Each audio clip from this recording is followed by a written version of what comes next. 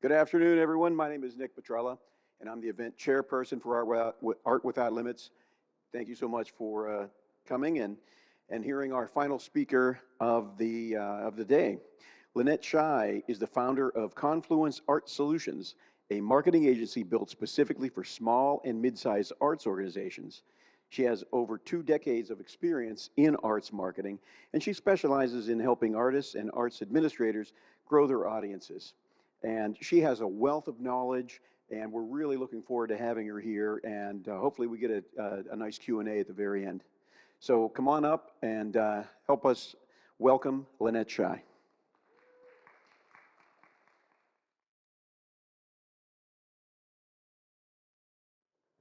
All right. Ooh, it's so bright up here. I haven't been on stage for a long time. So actually, I'm going to walk over here for a second. And I was just wondering, how many of you are students? Can you raise your hand for me? Awesome. How about educators? Any educators? Great. What about arts admin? Marketing. Anybody marketing? Okay, a couple other questions. Who here has broke their toe? Anybody? No? What about had their sunroof leak so hard it drips on their head when they go around a curve? Anybody? What about get a screw in your tire? Oh, you did? Yeah. Anybody had a screw in their tire? Awesome.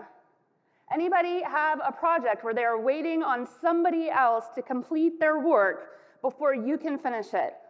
Awesome. What about anybody has a project and you decide because someone else didn't do that project, you are going to complete the work and then the Wi-Fi goes out and you miss your deadline? Anybody? So that was my yesterday. All of that happened to me yesterday.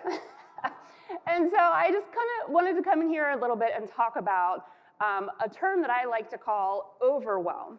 And is one of the things that happens in the arts all the time. You probably heard a lot of that throughout the day if you were in here.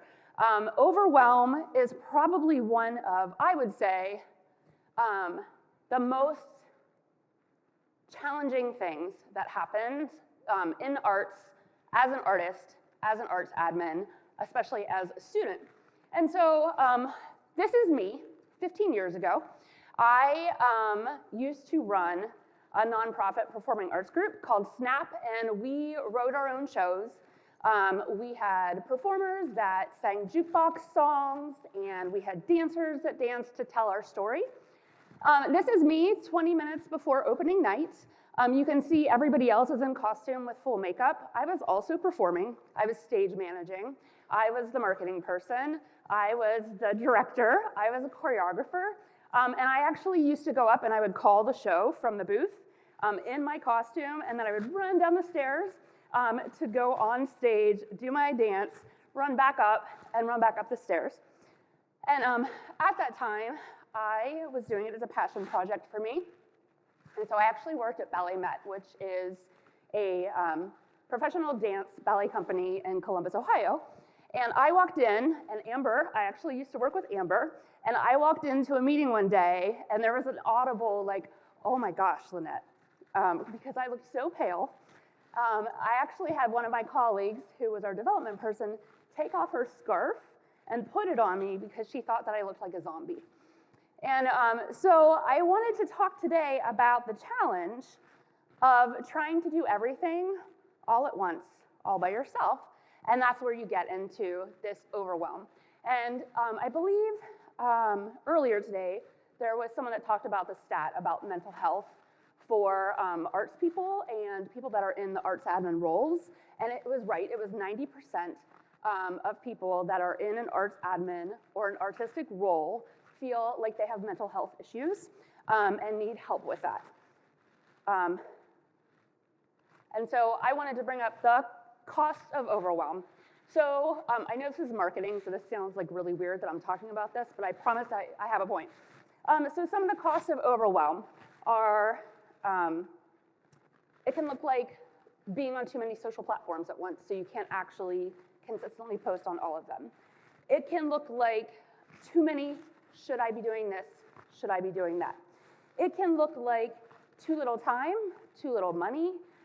It can look like too little ticket sales. It can look like crying at your desk It can look like crying under your desk. It can look like drinking a lot, which I know we probably shouldn't talk about that, but it can be that too.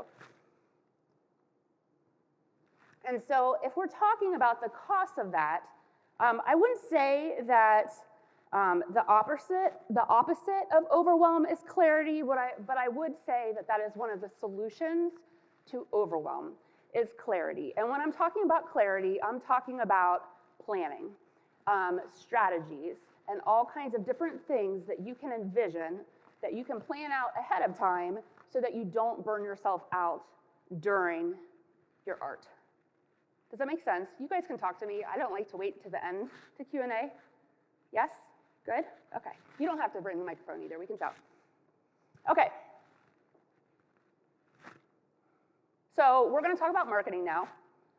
But marketing does not live in a vacuum. So as we are looking through this, I think that one of the things that happens a lot in the marketing world is people think that marketing is advertising. And I'm going to challenge that view and say that marketing touches every aspect of the art form and an organization through all the eyes of it. So I would challenge you to look at marketing as this is, it should be spinning, but it's not right now, but this is a flywheel. So you can see how it all kind of works together with the art or the art organization in the middle. So I don't know if you can read it, but it says marketing and earned revenue belongs to the community. That is such a key point that we're going to come back to in a minute. Philanthropy and support, advocacy and public funding, sustainability and operations, and then of course your arts organization that is supported by the work of previous generations. And so I want to bring that up too. Previous generations have brought the art forms to where they are today. So I think that as artists, it is part of our responsibility to make sure that we are also laying the groundwork for the future of our art forms. Questions about my wheel? No.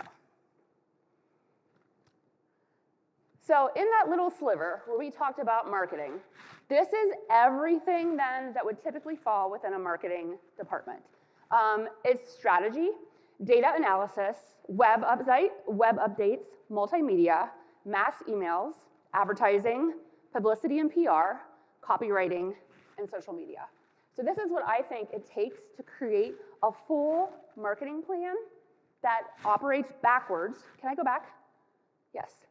To this. So if you're looking at that, belonging to the community, all of the things that we were talking about with marketing, all of these relate to all of this together.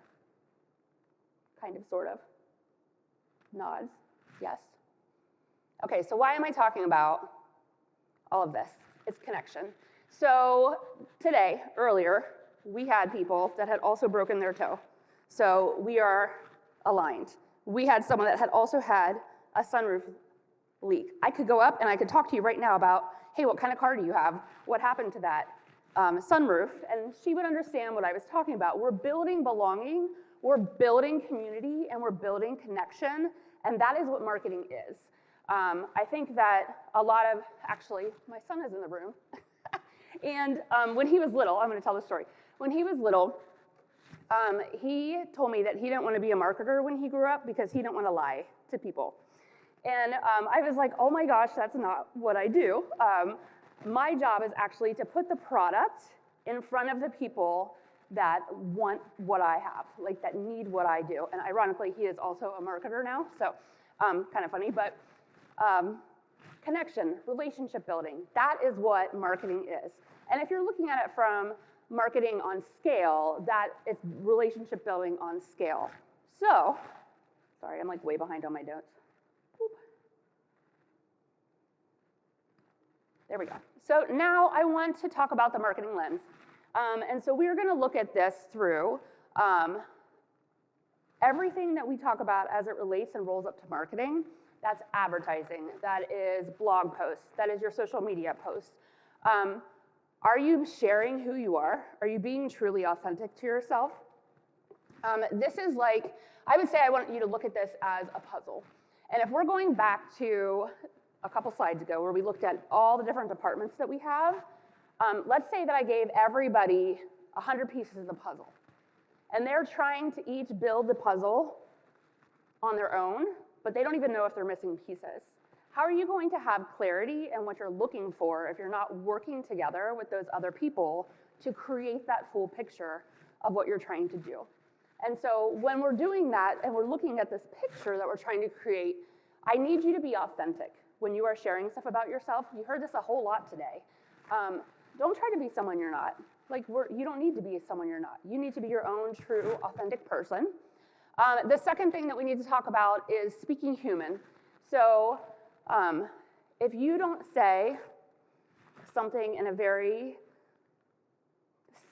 I wouldn't say stuffy, how about formal? If you're not a formal talker in real life, then you should be not talking formally in your marketing posts, in your social media posts, in your emails. And one of the things that I think is really important is making sure that you're putting it in their perspective. So when you are talking to someone and you have an event and you're inviting someone as an artist to come see your work, don't say, join me. Don't say, I'm doing this. You're going to invite them for an evening of fun and art. So we're talking about the benefit to them, not the benefit to you. Kind of, sort of. It's really weird with the lights. Okay, then the next part is building your circle. So I get asked a lot of times, and I'm not gonna go like completely into branding or social media pillars or any of that stuff today, but I'm happy to answer questions if you have them. But how do I find my audiences? And I'm old, and you guys aren't that old, so you probably don't know, but there was a movie called Field of Dreams, and they said, if you build this baseball diamond or whatever, they will come. And that is what we are talking about today.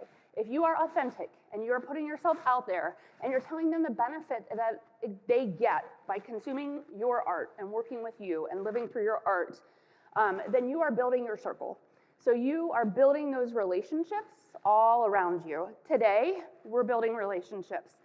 All of the speakers that came earlier today, all of them, do you want to know what I picked up on every single one of them that they said that you need to do? Did anybody get that? I don't know if you were all here all day. It was networking. So networking and relationship building was the theme of the day because people were getting jobs because they knew someone. Another good thing, just because you're students, I'm going to put this out here right now. LinkedIn. I hired one of my consultants on my team that works for me full time through LinkedIn because I did a search on LinkedIn for art and marketing, and she came up and I sent her a message and we had a mutual connection, and because of that mutual connection, she said, oh yeah, Megan's great, and I hired her. And so she's been working with me now for 3 years. Oh, I don't know if that was me. Was that me? Yes, it was. So, let me get back. So marketing is a conversation. It is not a megaphone. That is, remember that. So we are having a conversation. When you're talking to someone on social media, that is a conversation. There is a real human behind the other side of that. And I think that's one of the things that we're missing in the world right now. It's a scary place in the world right now. And I think that we need more human-to-human interaction, and we need to remember that there is somebody else on the other side of that screen. Hopefully it's not an AI troll, but we're gonna say that there's someone else on the other side of the screen. So we don't wanna speak at them, we wanna speak with them. So we're in a conversation. All of your marketing things should go back through that lens of, are you being authentic to yourself? Are you always speaking human? Are you building your circle? If what you're posting is not building that relationship, if you're just speaking at someone and you're not trying to start a conversation, then see how can you tweak something to make it work better, to encourage some type of relationship building. Okay, so the name of this is Your Ordinary is Their Extraordinary, and that is kind of how I'm positioning this. So if you are a dancer, if you've ever worked with a dancer, then you have seen someone put point shoes on 100 times a day. Like, that is something I saw thousands and thousands of times. I've seen people break in point shoes. I've seen people tie point shoes. I have never seen anybody fit point shoes. This is Riley. I don't know if you follow him. He's on TikTok. I'm obsessed with him. I don't do points, but all he does is point shoe fittings. And I will watch every single video that he puts out because I'm learning something. I like his personality. If I ever wanted to do point, I would drive to Riley to have him fit me for my point shoes because I already feel like I know him, that our values align, that he knows what he's talking about. He's got that expertise that I need. And so if you're a dancer, if you're an artist, this is his everyday. He's in the room, he's fitting point shoes. It's the same thing if you are a dancer and you're breaking in point shoes. If you've never done that, you might not know how to do that. That's a video. If you're an artist and you're mixing paint, I don't know how to do that to get colors. I don't know, besides like, you know, yellow and blue make green, that's all I know. So like mixing paint together, the different types of paint, what your studio looks like. If you're a fashion, obviously I'm not fashion, I don't know how to dress. Tell me how to put an outfit together. Tell me what you think, what's in your closet. Do a tour of your closet. I want to see who you are as a person because that's where your circle will grow and the people will find you that are your key people, that are your key audiences. Yes? Another example, so this is a really bad mock-up job that I did because we're not a graphic artist. But this is the positioning of like speak with them instead of at them. So if you're looking on the left, it says new tour photos are now live on the site. Visit our merch store and don't miss the summer dates. Hashtag onstage. You're making them do work to learn more about you. So like we need to take that down. And the one on the right would be something a little bit more in line with your ordinary life. We just wrapped sound check and someone left a sticker inside our van that said, our other ride is a tour bus. Thanks for the laugh and the inspiration. Hashtag someday soon. And it's a stock photo, but like something like that where there's people in a van laughing and all of that. And so when I say that from a marketing, a lot of times people will be like, is that real? And I'm gonna say that yes, it is real, it works. This is how you market now. So this is one of our clients, former client I should say. This is Cassie, and she hired us to come in and help her get an agent. So she wants to be a pop singer, and she had done one photo shoot, and she was using the same 4 photos over and over and over again in a very like graphic design, like next show, blah, blah, blah. There was no strategy behind it. She had no budget created, and she had no data on her audience and what her audience was looking for. So she hired us, and we came in, and we helped build a plan for her on how to show behind the scenes. You can see that on the far left. That is Cassie and the band singing in the van as they're driving, just jamming out on the way to their next tour spot. We had them start taking pictures and selfies from the stage with their audiences. She does the national anthem at the Padres games. So we had her making sure that she was filming on the field when she was singing and the walk back to where she was going. So we shifted all that. We also built her a budget. They did not know if they were making money on tours or not.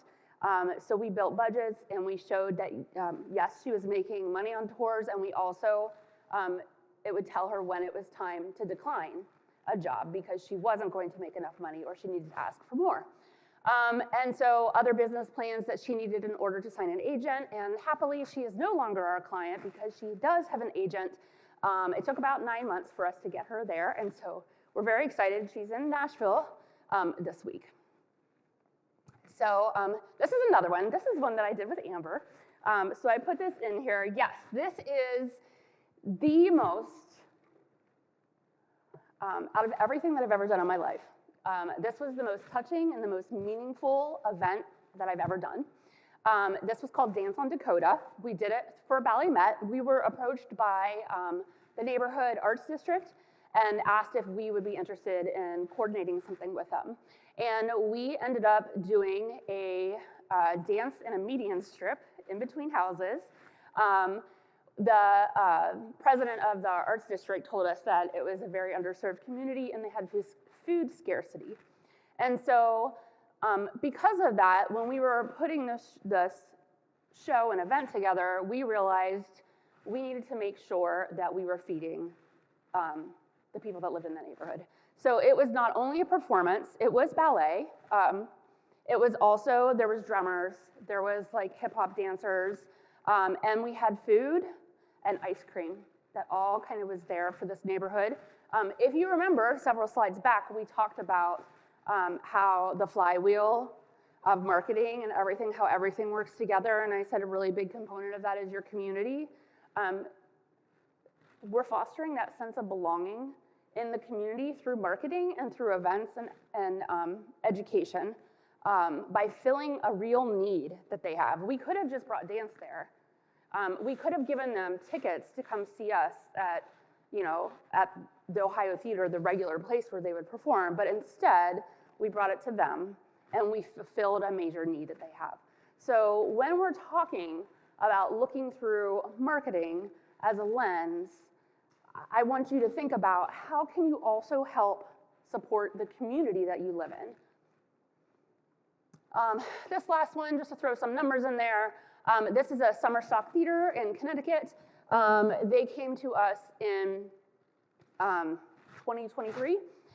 They had major money deficits. They were not rebounding from the pandemic. They had no plans. They were not using digital media at all, so they were only buying newspaper ads and radio ads. They were only looking at the next show. They weren't looking at their whole season as an arch, and they were very, very stressed. There was a lot of crying on our calls.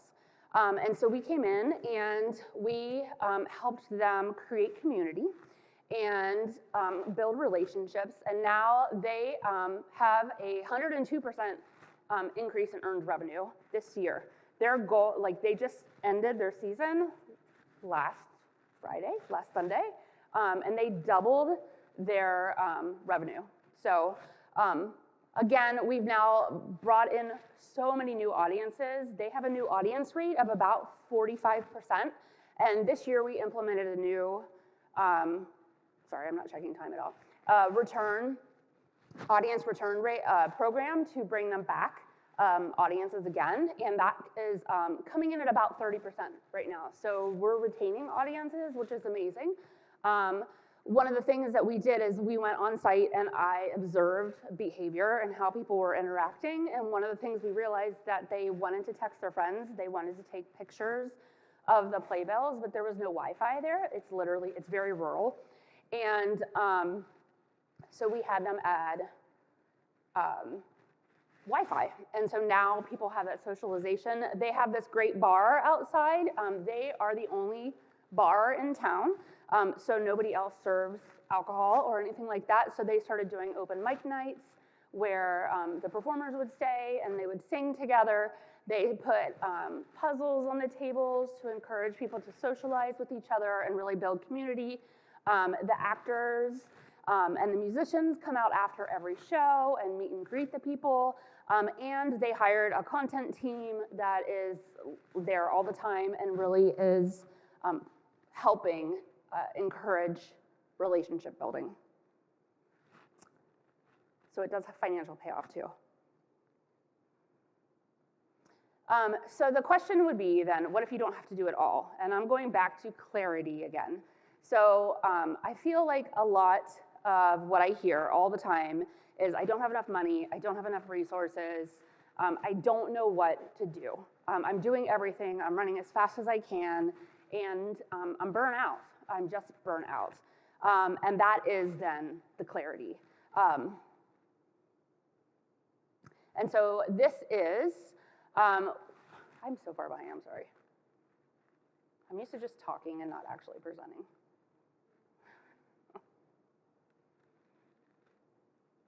Boop. Okay.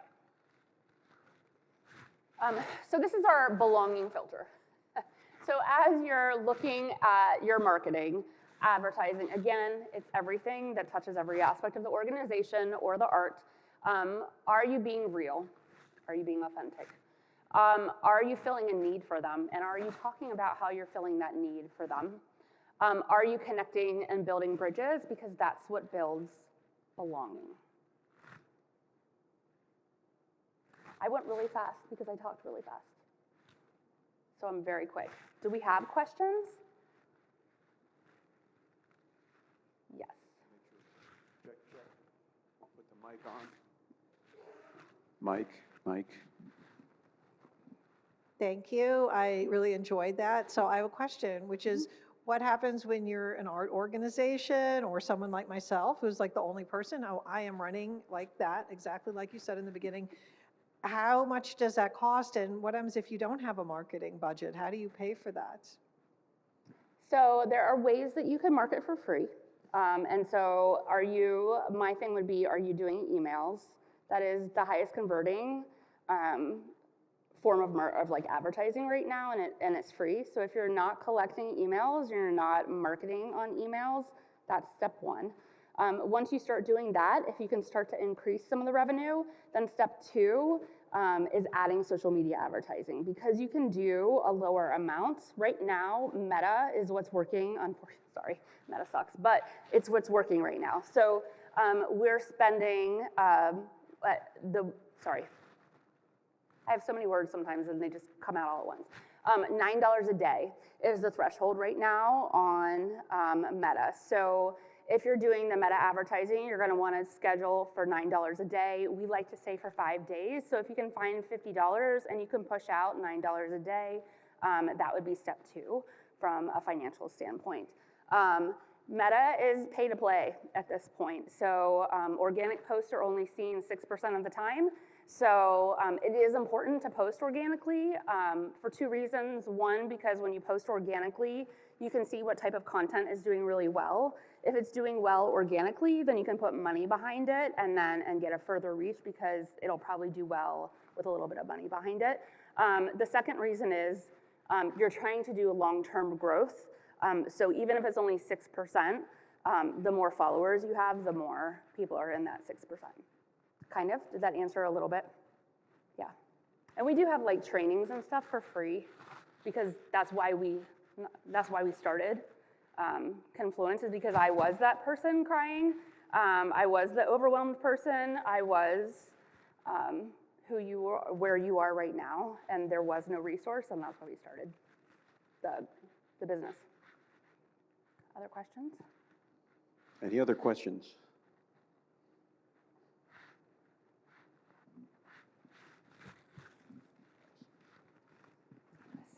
Do you think that there are older forms of marketing that are outdated or not worth pursuing?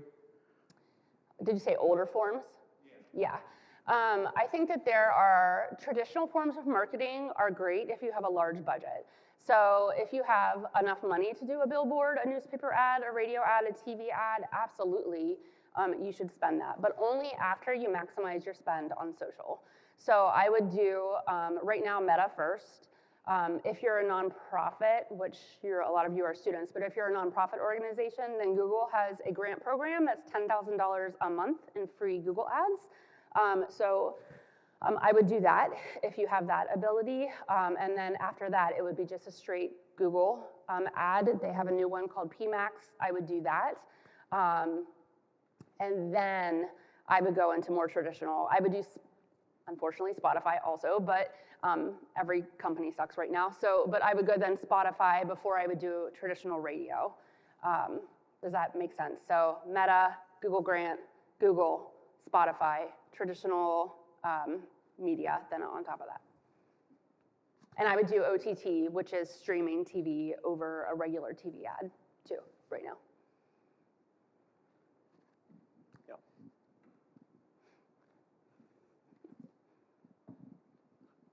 So my question is, when you're running into issues with people who are above you, often C-suite level employees, owners, things like that, that may not understand a full marketing plan or why it's so important, even the $50 that was mentioned in a previous question, why that would be so impactful. How do you go about navigating those conversations and creating the buy-in to get other leaders and other people involved in a marketing plan, so you're not the only person? It's data. So you have to show the data. I like some boards. So I will say, like, a lot of times if you're an artist or if you work at a for-profit, you might have a board or leadership that you have to go to that does not buy into what we're talking about today. And that is when I like to bombard them with every data point I can think of. And if that doesn't work, where we're talking about, you know, what the ROIs are on return on investments when we're spending, you know, the $9, but we're getting 10,000 people that are seeing our ad, that, when you compare that to traditional media, is a much better spend. So it gets to the point where it just makes business sense to not do it the old way anymore. And if they still don't listen, one of the things that we did when I worked for the ballet company is we took out an ad in the local paper, and it was a large ad. It was very expensive. It was $4,000. It ran one day because everybody thought that we had to be in the Columbus Dispatch. And we put the best ticket offer that we had ever given in that ad with a special code. And so we knew how many people bought tickets using that really high discount code. And it was like 4 people. So we spent $4,000 to make like $150, $200. And so when you can show that to someone, it's very, very hard for them to argue that you need to keep doing that. So, questions? Yes. So when it comes to marketing, how significant is the merchandise? Like, how big of a role does it play? It can play a humongous role. One of the things that obviously this isn't today, but I talk a lot about creating resistant arts organizations. And one of the key ways you can create a resistant, sustainable arts organization, even through turmoil, like with what's happening right now with funding and stuff, we're in a little bit of a turmoil phase. Merch is that one of those revenue lines that can be diversified to really help grow and support the art. Especially if you come out with like fun, different, sustainable, we'll go like after today, like you can reach out to him maybe and get some sustainable t-shirts that you're creating regularly that kind of encourages the more than one-time behavior. So one of the people that I think is doing really fantastic at merch is a sports team. They're called the Florence Y'alls. And so I think they're doing phenomenal at merch. So if I'm telling you to go look at one to kind of maybe emulate, the Florence Y'alls is the one that I would look at. Southern Y'alls, yeah. It's because there's a water tower that says Florence Y'all.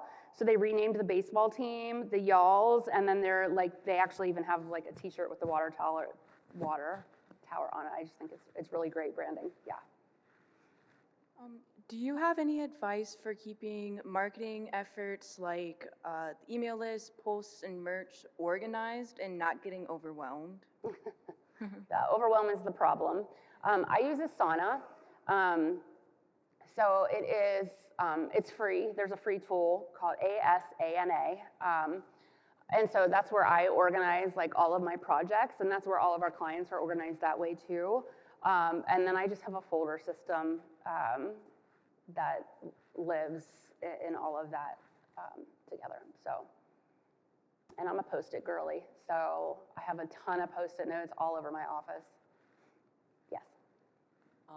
So when it comes to pitching an idea for an organization and getting investors, what is the best way to get an audience so you can potentially attract those investors towards your idea? Would you be willing to talk about what your idea is? Opening a theater. Opening a theater? Okay, like in a community theater? Yeah. My suggestion then would be go to the leadership of the community first. Like go talk to the mayor, go talk to city council and start building some of those relationships with them. And then start going into how are you going to fundraise for it. Sometimes you can find someone that's just aligned with you and they want it too, and they will do the investing. Other times, there's more relationship building than that. It's the same thing. Sponsorship, development, marketing, it's all about building relationships. And so that's gonna be where I would start. I also would, much like everybody else today said, find a mentor or someone that started it, that did it somewhere else. I know the Hanover Theater in Worcester, Massachusetts. I know that theirs was like very, very much declining, their old theater, and they brought all these things together to bring it back, and now it's one of, like, it actually brings Broadway touring, musicals in, even though they're not that far out of Boston. But that might be a great place. They have a documentary that you can watch on like how they did it, and I think that would be like a really great learning tool to kind of figure out next steps for that. Other questions? Good. Okay. Well, I have a question. Sure. Which arts organizations have you worked with or have you observed that are doing some great things in the marketing space and they're actually thriving? Oh, that's a fun question. I think that, I work with Short North Stage in Columbus, and I think they do a really great job with like their content and their marketing. Not necessarily a theater company, but a nonprofit organization called Charity Water. I love them. I think they do a phenomenal job at marketing. They show the happy side of it. They bring water to underserved communities, clean water. And so instead of showing like the kids that are like malnourished and don't have water, they're showing the happy kids drinking water, and they're talking about like when you donate, what you're helping actually create in the world. You're changing lives. And I think that's what we do as artists too, like we change lives. And I think we just need to talk about it more. So, but did that kind of answer? Kind of, Yeah, sort of? no, that's great. Yeah. That's great. Okay. Do we have any more questions? Thanks, everybody. Oh, I know. This one came up a lot today. I need an intern. It's a paid internship. I'm looking for 2. So if anybody has any interest in interning, we work with a whole lot of variety of arts organizations, theaters, dance, art centers, individual artists, etc. And so I'm looking for both social media and coordination help. So. Is that in person or virtual? I don't have an office. I get to work from home. So my whole team is virtual. So you could do it from here, and that would be completely fine. So. Well, that's perfect. Well, that's a great way to end. Thank you so much for being here and sharing your talents. Let's give her a big round of applause. And if anybody has questions that they're not comfortable of asking in a group, Lynette will be out in the lobby afterwards. Thank you all so much for attending. Please join us for the reception starting in a few minutes.